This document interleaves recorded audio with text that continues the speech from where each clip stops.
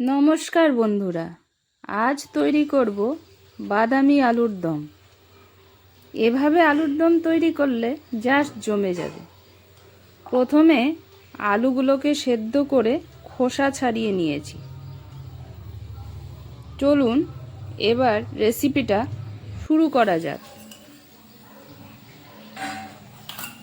প্রথমে কড়াইতে সরষের তেল দিয়ে দিলাম, তারপর অল্প হলুদ দিয়ে দিচ্ছি,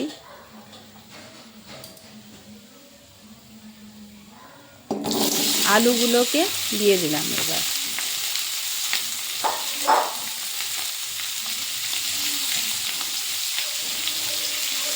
অল্প নুন দিয়ে দিচ্ছি,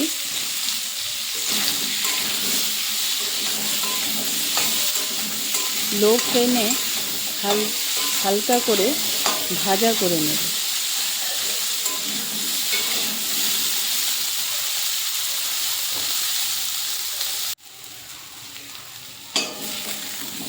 আলুগুলো ভাজা হয়ে গেছে, এবার নামিয়ে নিচ্ছি।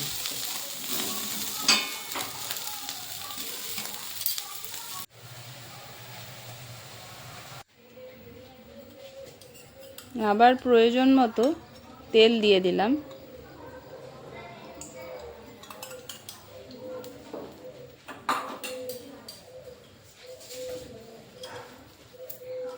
একটা শুকনো লঙ্কা দিয়ে দিচ্ছি, তেজপাতা দিয়ে দিলাম, গোটা গরম মশলা দিয়ে দিলাম। এলাচগুলোকে ফাটিয়ে দিতে হবে যাতে ফ্লেভারটা ভালো বের হয়। এরপর পেঁয়াজ অ্যাড করলাম।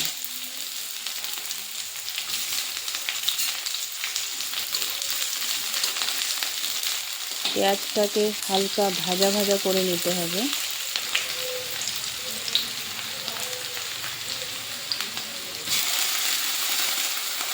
তারপর যে গ্রেট করে রাখা পেঁয়াজ ছিল সেটাও দিয়ে দিলাম।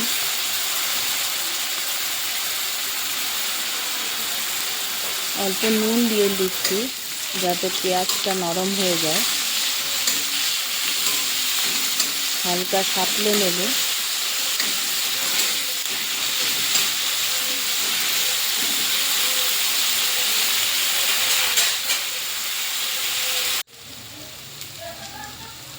এখন দিয়ে দিচ্ছি টমেটো গ্রেট করে রাখা। এখানে একটা টমেটো নিয়েছিলাম। এখন দিয়ে দিচ্ছি 1 চামচ রসুন বাটা, 1 চামচ আদা বাটা।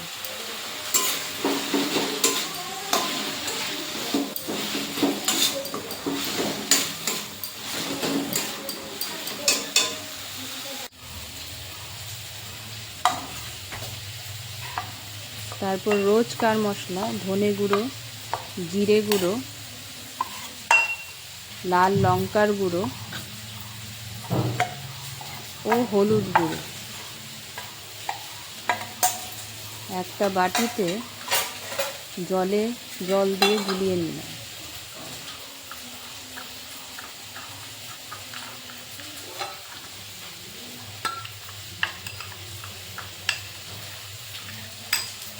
পাঁচ মিনিট রেখে দিতে হবে। এরপর যখন পেঁয়াজটা সাঁতলানো হয়ে যাবে তখন গোলানো মশলাটা দিয়ে দেব।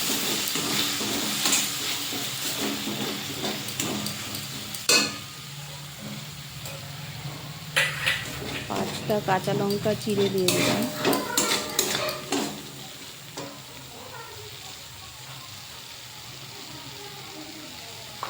প্রয়োজন মতো নুন দিয়ে দিলাম।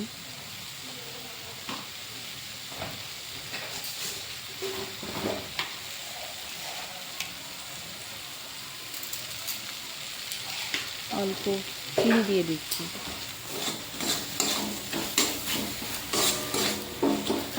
এরপর ভালো করে কষিয়ে নেব।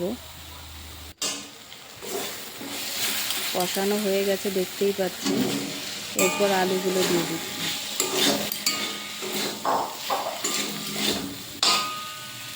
আলুগুলো ভালো করে মশলার সাথে মিশিয়ে নেব। অল্প জল দিয়ে দিচ্ছি।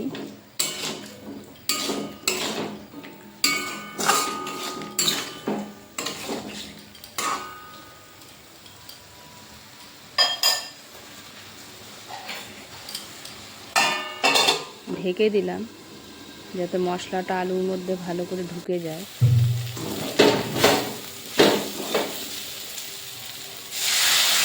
ভাজা ভাজা হয়ে গেছে আলুগুলো। এরপর গরম জল দিয়ে দিলাম। যতটুকু প্রয়োজন হয় আপনারা কম দিতে পারেন,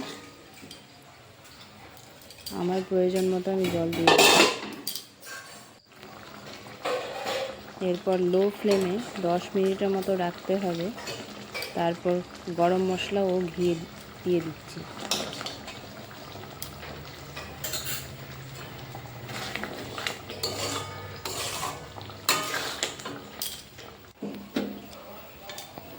রেসিপিটা হয়ে গেছে, নামিয়ে নিচ্ছি। ভিডিওটা ভালো লাগলে লাইক, কমেন্ট ও সাবস্ক্রাইব করবেন। টাটা, ভালো থাকবেন সবাই। Thank you for watching the video.